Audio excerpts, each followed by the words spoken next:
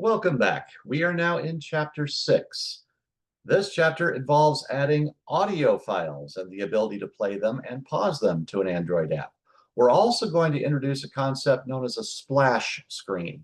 What that means is it's a screen that shows up for a certain amount of time to just sort of give you an introduction like, here's my app, and then it disappears and you actually go into the working app. What you're looking at is the main activity of this project I've created, and this is the splash screen. Now, as you can see, here in the component tree, we only have one widget, which is a text view. However, you'll notice it's got a picture in it, and the text wound up way down there at the bottom. Let me explain. Here is the attributes for that text view. Its ID is TXT title. Its text is TXT splash, which comes from, of course, the strings.xml file. There are all the text you will need for this project. Now you'll notice the color down here. It's got a certain interesting, it's not just red, green, or blue. It's a unique color. For this one, you'll notice that I have a hex code there, 964B as in Baker 00. Basically, I think for this one, forget about the RGB and just enter the hex value right here. And that'll do it. Although there are the values of R, G, and B that'll make that color work. We also had to change, let's see, I believe it's the gravity. Yes, I changed the gravity attribute to select bottom and center.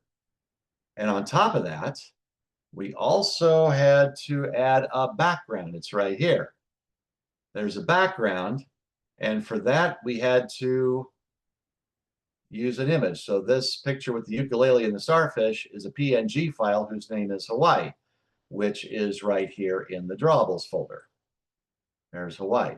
There are two more you will need, drums.png and ukulele. Those are for the next screen. The one you need for the splash screen is Hawaii. Okay, let's look at the Java code for this thing. So for the main activity, which is my splash screen, here is the Java code. So all you're going to do with this is you must create a timer task object. And it comes with a function called run. Okay, so here we have a method called finish within the run method. That will just basically make the splash screen disappear. And then you call start activity, which means you go from the main activity page to the Aloha page. The Aloha page is a separate empty views activity we created, which will actually have the sound effects on it. Now, in addition to that, separate from the timer task object, you must also do this. You create a timer object. We're calling the object opening. That's the name of that object. And then within that opening object, you call the schedule method. Okay, so basically that takes your task, which is to get rid of the splash screen and start the next activity. But then you'll notice there's a delay of 5,000. That delay value is in milliseconds, which is 1,000th of a second.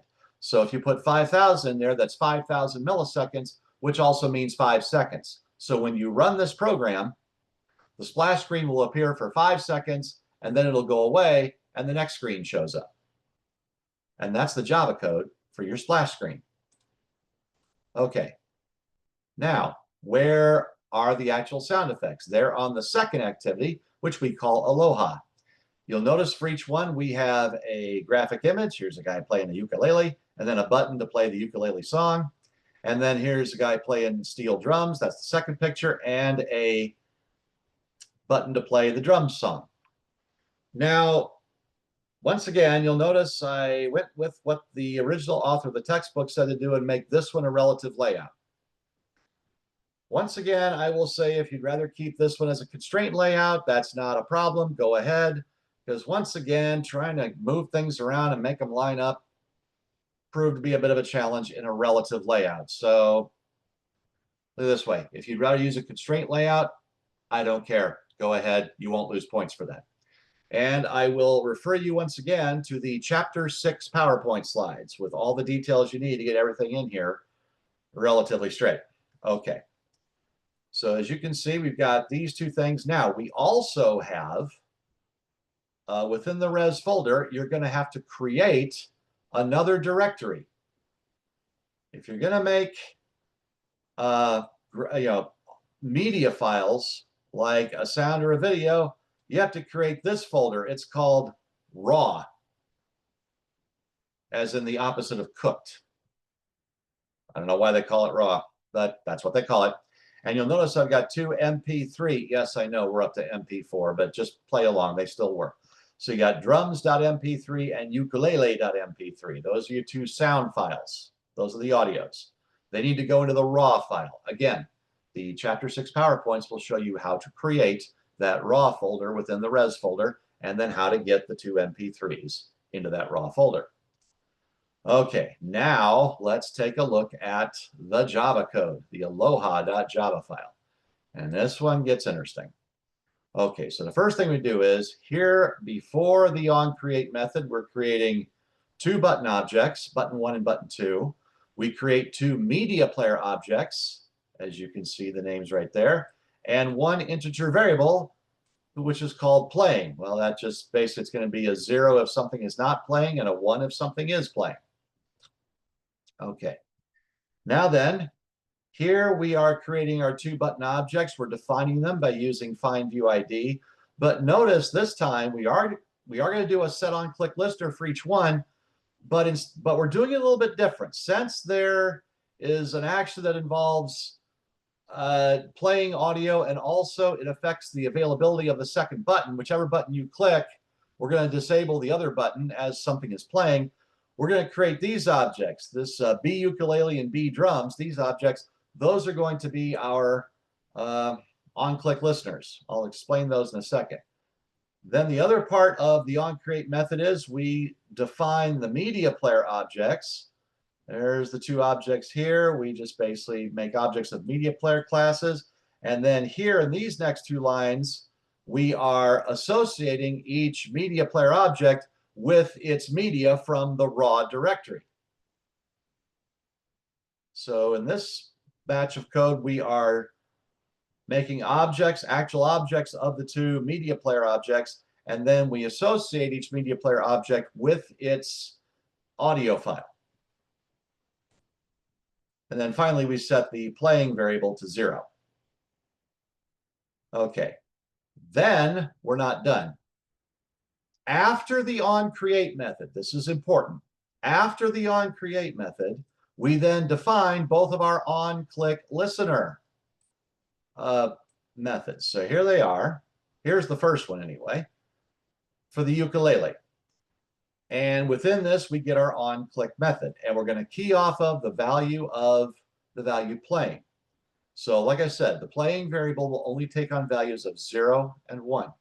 So here's what happens. If the playing variable is equal to 0, which means the ukulele is not playing, we will call the start method to begin playing the ukulele song. We'll set playing to 1, and then for the ukulele button, we will change its text to say pause ukulele song as opposed to play ukulele song.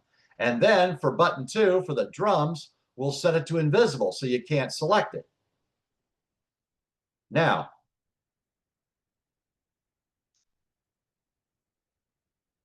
that takes care of that. Now, if the playing variable is equal to 1, which means the music of the ukulele is playing, we will pause it, set playing to 0. We'll set the text for the ukulele button back to play as opposed to pause. And then for button 2, the drums button, we'll set it back to visible so you can see it again. When I run this program, I'll demonstrate what I'm talking about here. So if it's not making sense right now, don't worry. Just wait for when I run the program.